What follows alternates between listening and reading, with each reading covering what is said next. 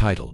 The Man at the Edge of the Woods. You know how some towns have legends, little stories they tell kids to keep them from wandering too far at night. Well, the town I grew up in had one too. We called it the Man at the Edge of the Woods. The story went like this. If you walked past the tree line after dark, you might see him, a tall man wearing a hat that covered most of his face. He never moved, never spoke. He just stood there, watching, and if you kept walking toward him, you'd never come back. That's what they said. Anyway, I never believed it. Part 1. The dare. It was late summer, the last week before school started. Me and 3 friends were sitting by a fire, not so different from this one, telling stories and trying to scare each other. Then someone brought him up, the man at the edge of the woods. We all laughed at it. Until Derek, the bravest of us, said, "Why don't we prove it's just a story? Let's go to the tree line tonight." None of us wanted to look like cowards, so we agreed.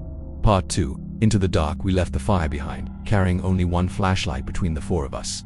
The air was thick, quiet, no crickets, no wind, just silence. When we reached the tree line, my stomach dropped. There was something there, a figure, tall, perfectly still. Derek laughed nervously. "Probably a scarecrow," he said, but even from a distance I could tell. It wasn't straw, it wasn't wood. It was a man. Part 3.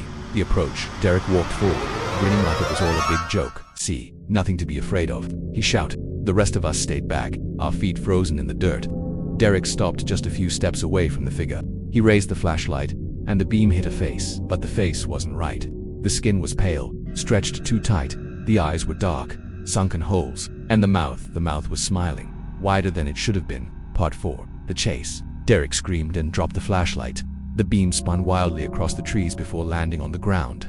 In that flickering light, the man moved, not slow, not careful. He lurched forward like he'd been waiting all this time.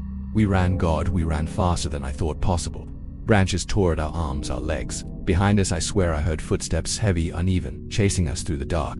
We didn't stop until we saw the glow of our fire again. When we finally looked back, there was nothing there. Part 5. The aftermath. We tried to laugh it off, to convince ourselves it was just a trick of the dark, but Derek never laughed again. He barely spoke after that night. 2 weeks later, he stopped coming to school. His family said they were moving, but we never saw him again. And me, I don't walk near the woods after dark. Not anymore. Because sometimes, late at night, I still feel it. That same cold silence.